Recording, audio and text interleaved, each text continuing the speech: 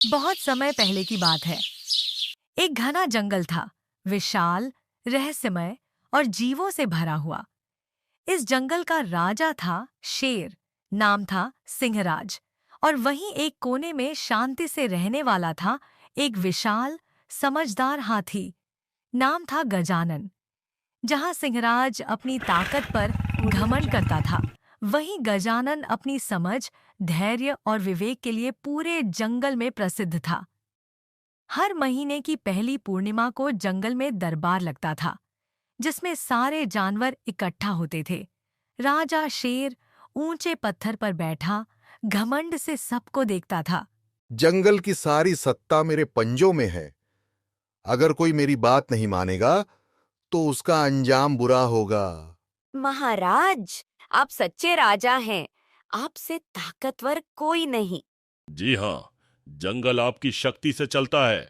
लेकिन उस दिन गजानन वहां खड़ा था, शांत लेकिन अंदर से कुछ खदबदा रहा था। महाराज, ताकत जरूरी है, पर न्याय और करुणा के बिना जंगल अराजकता में डूब सकता है। गजानन, तू मुझसे सवाल करता है। तू भूल गया कि तू सिर्फ एक जानवर है और मैं राजा।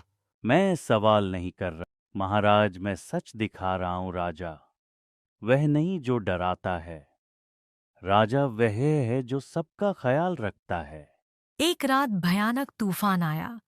पेड़ टूट गए, नदी उफान पर थी। नन्हे जानवर डर के मारे कांप रहे थे। शेर अपने गुफा में सो रहा था, लेकिन कोई है यहाँ पर? मेरी मदद करो। तभी गजानन आया। अपनी सूंड में छोटे खरगोशों को उठाकर सुरक्षित स्थान पर ले गया। फिर उसने गिलहरी को भी एक ऊंचे पेड़ पर बिठाया। धन्यवाद गजानन चाचा, आपने जान बचाई। अगले दिन शेर दरबार में आया। क्यों जंगलवासियों, कल तूफान में किसने तुम्हारी मदद की? महाराज, गजानन ने हमारी जान बचाई। हाथी, ये कैसे हो सकता है? राजा तो मैं हूं।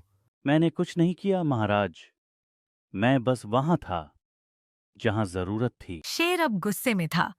उसने अपनी सत्ता को चुनौती मान लिया। अगर तुम इतने ही योग्य हो तो क्यों न जंगल का फैसला जनसभा में किया जाए? कौन सही राजा है, मैं या तुम?